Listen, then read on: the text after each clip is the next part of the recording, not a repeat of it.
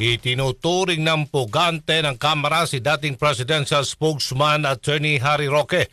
Ito'y kasunod ng pag-iwas ni Roque sa inilabas na detention order ng Kamara matapos ang hindi nito pagsusumite ng mga dokumento kaugnay sa investigasyon sa illegal na pogo na Lucky South 99. Kinumpirma naman ng PNP na bigong matagpuan si Roque sa dalawang address nito sa Metro Manila.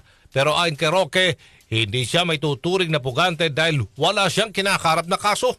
Nanindigan din ito na walang koneksyon sa pogo ang pinasusumite sa kanyang mga dokumento gaya ng SALN, Statement of Assets, Liabilities at Net Worth at ang kanyang ITR o Income Tax Return.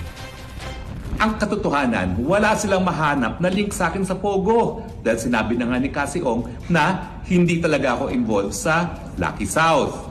Pero dahil wala silang mahanap na link sa akin sa Pogo, humahanap sila ng butas. Naniniwala si Attorney Roque na matagal na siyang pinag-iinitan sa Kongreso dahil sa Banoy pinag-iinalang nagpakalat. Siya daw yung pinag-iinalang nagpakalat ng polvoron video na nagdidiin kay Pangulong Ferdinand R. Marcos Jr.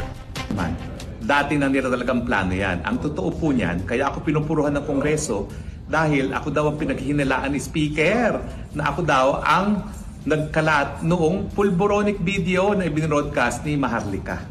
Alam niyo po, that's giving me too much credit. Kasi syempre, yung makaka-access lang ng pulboronic video, yung nakakalapit kay Presidente. Si Attorney Harry Roque.